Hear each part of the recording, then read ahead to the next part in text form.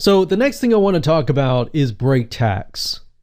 I briefly talked about this in the previous videos, but break tags is something that you're going to use over and over again, and most likely you will run into them, or you'll run into a situation where you will need to use them. So what are break tags? Break tags are essentially pressing the enter key on your keyboard. So for example, we have sentence, and then we have the sentence, and then we press the enter on our keyboard, and as you can see, it goes down. So that's what break tags essentially do, but they do them within the HTML world. So if you want to spread images apart and have one image at the top, maybe a few breaks in between, and then put an image, and then maybe break it, and then have a few paragraphs and break that paragraph apart, it really adds white space and makes things look a lot nicer so that they're not all clumped together. So that's really what break tags are all about. Now, break tags, you'll see them sometimes and they'll look like this. So I talked about this previously, and I might have shown it to you previously, but they typically look like this. So let me make it a little bigger here. So they have the brackets around them like usual, and then they have BR. So BR lowercase, BR capitalized, it doesn't really matter. So I like to keep things consistently, so I try to do things lowercase. So it's really up to you, and because if you're thinking, does it really matter? Well, there you go.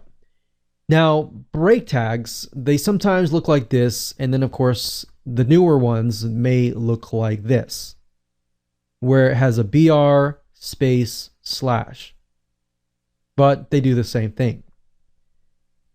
Now, the break tag is not having, they don't have an open tag and close tag. It's just combined together. So essentially the break tag is the open and close tag itself. So this is one of the special cases where, in this case, there isn't really an open and close. So what's nice about breaks is that, let's say for example, you have a word like a whole paragraph. So we have paragraph like this. So we do this, and I'll make this, I'll make a paragraph like this. Okay, so this is a paragraph. What's nice about the break is, yes, if you are using a HTML WYSIWYG editor like Composer, you can simply go through and press enter, right?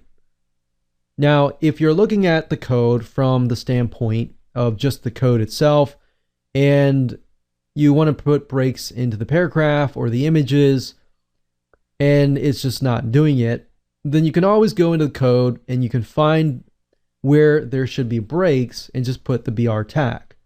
You can put the BR tag here, and let's say I want to break here, I want to break here, and I want to break maybe here, here, and here. So when I copy this over, let's say for example into Composer, into the source tag, maybe under right here, you can see that there are breaks. So we've broken it up here.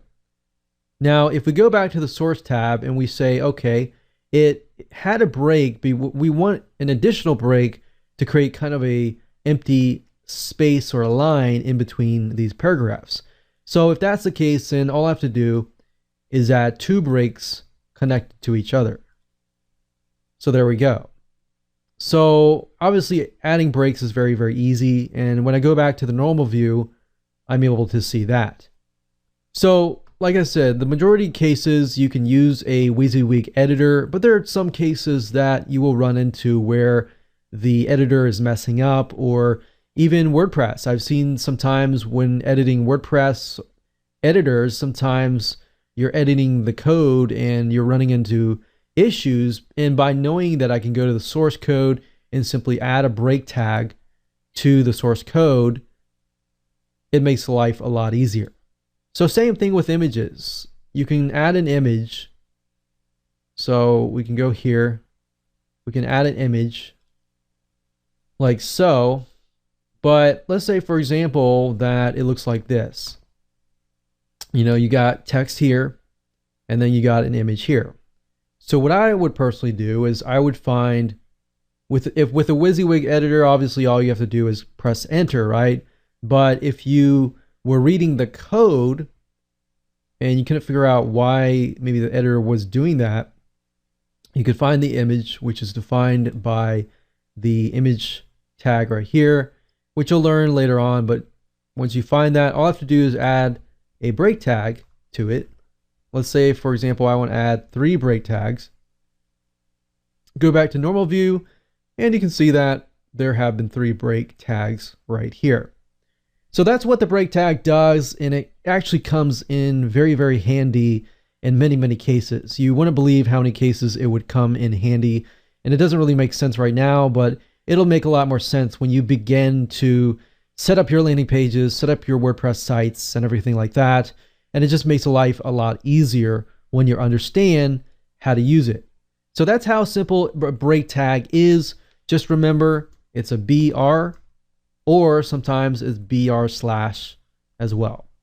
So I like to just keep it simple, stick with that, and there you go.